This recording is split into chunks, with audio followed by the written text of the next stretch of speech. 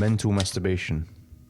It describes the cycle of endless consumption, where we're just reading more and more, watching more, all in the hopes to gain something from them. But in reality, we're keeping ourselves trapped in this cycle of fake productivity. And it feels good, but we know it's not going anywhere. You tell yourself, if I read one more book, if I watch one more video, if I bookmark that one Twitter thread, something will change. But you know it's a delusion. You know that that's not how real change is made. How can we move past that frustration of consumption and stillness? How can we take that consumption and turn it into action and leave behind those feelings of self-loathing and frustration at ourselves that we know we're doing something wrong, but we don't know how to escape it? How can we do that? And that's what this video is going to be the answer to. Because I have this one simple rule that helps me do exactly that. And I can say with absolute confidence that if you apply this, you will not fall in that same trap of mental masturbation. I can credit this rule to all the skill sets I've built over the years. I've learned to play the violin, I've learned graphic design, and heck, even starting the channel is all of these things were helped so massively by applying this rule. And the best part is I don't own really any self-improvement books. All the usual ones you see, the Atomic Habits, all those sort of ones. And I have nothing against those, but I'm showing that you don't need a wealth of these books to change your life. You need a few, and you need to use them well. That's the important part. And that's why you'll see that reflected in this rule that I'm about to tell you. So enough talking. What is this rule? It's simple. Act on the first before consuming the second. We can break that down into two parts. Act on the first. So we consume a piece of content. We find the practical points. Like, what exactly do we have to do? And sometimes that takes some translation and some thinking. We have to find, okay, based on this thing I've learned, what next? What's the next step? Does it matter? Should I even do it in the first place? You have to answer all those questions. And then you collect them somewhere, you put them somewhere easy for you to manage. And then you do them. You just go out and do them. But here's the catch. Here's the second part. You have to do that before moving on to the next thing. And what that means is you cannot consume more to help you in the same problem before you apply the lessons of the first. And I'll explain why that's such a valuable prompt, and that will help you stay focused and stay active and really make change, like tangible change in your life. Because your brain is hungry for dopamine. And don't get me wrong, it feels really nice to read and watch these videos of how you can make a change in all these areas of your life. And I really love them. And I'm tempted to just binge them all the time. But I know that's dangerous, so I don't. Because our brain will ask us to consume more. It's like, we love these and we want more of them, always. But this rule eases you back. It reins in the horses a bit. And it says, calm down. We're going to focus on what we've learned first before we move to the second thing. And that's really where the power shines. It prioritizes action over more consumption. And consumption is good, but we need to act first. And then we can consume more and repeat that cycle. And that's where real happiness comes from. And the other danger of moving on to new content before you've applied the first, say watching 100 videos on a topic that you wish to improve in your life, like communication or something. If you were to consume, say, 50 videos on communication in just a few days, then you've probably received so much knowledge and so much information that it's going to come as a flood to you. And like receiving that much can overwhelm anyone. And I remember this happening to me so many times because I was consuming so much without actually applying anything. None of these things I picked up became habits, because how can they? It's been a day or two. And I was aware of all of them, and it was so overwhelming because I thought, this is so much stuff, how am I supposed to apply it all? And if I watch just another video or read another book, that's going to be even more content coming in.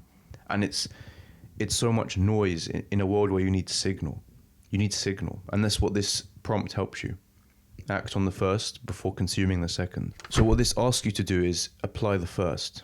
Because let's say we have 50 ideas. And those 50 ideas can make a change in how we act or how we behave or how we carry out ourselves in our daily life. The habits we want. Let's say we learn 50 things. How are we supposed to apply them all?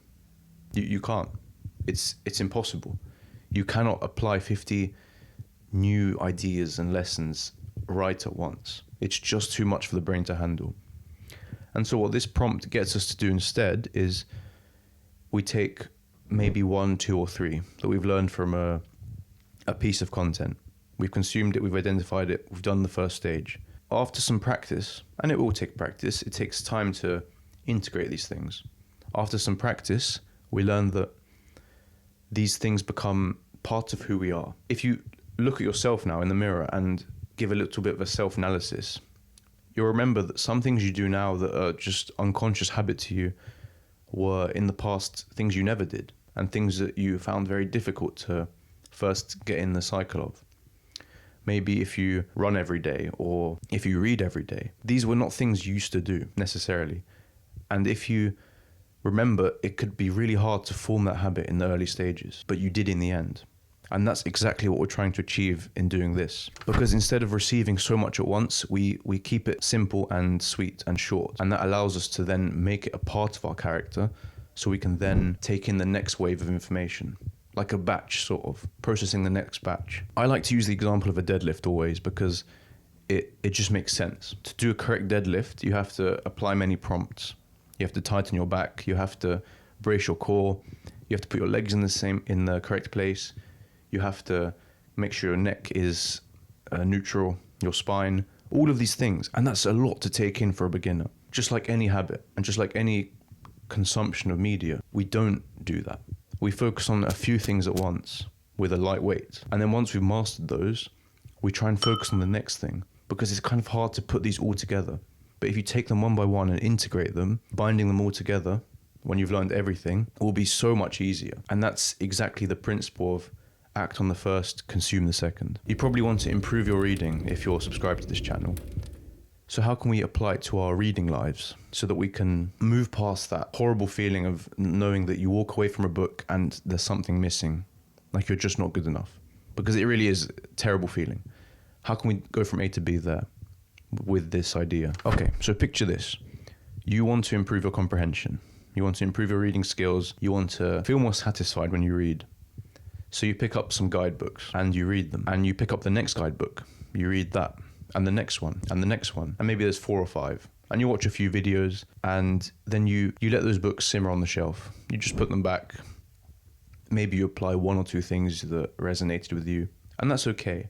But that's such a waste of potential. You're throwing away the value and the wisdom of each book if you approach it in a passive way like that. And even though it feels done, like it feels like you've completed it, you haven't. Because the real completion comes in the action. Something is not completed unless you take what it's telling you to do and do it. Because that's the purpose of it in the end. So the real way to approach that when it comes to your reading is to find one piece of content on how you can improve your reading. Watch it, identify the points you need to do, apply them. So for a few days, just focus on that. And once it becomes almost second nature, once it becomes something that is on top of your mind and something you're aware of and something you're actively focusing on improving, then you move to the second thing. Because in that way, we package up these pieces of content as tools to improve our reading. And if we watch 100 of them, it's going to be a nightmare for us. And we'll feel self-loathing because we know nothing happened. We know nothing changed, and we kind of lie to ourselves that entire time. The next time you find a piece of content, take it one by one. Act on the first before consuming the second. And really that applies to everything, even this video. I think it will change how you work forever if it's something that you're not already doing or something that you know you suffer from. And I really hope it finds some value in you and it can change how you approach self-improvement and consumption in general. To just make it a more mindful, thoughtful process with intent. And it will just come with the joy associated. So yeah, thank you so much for watching.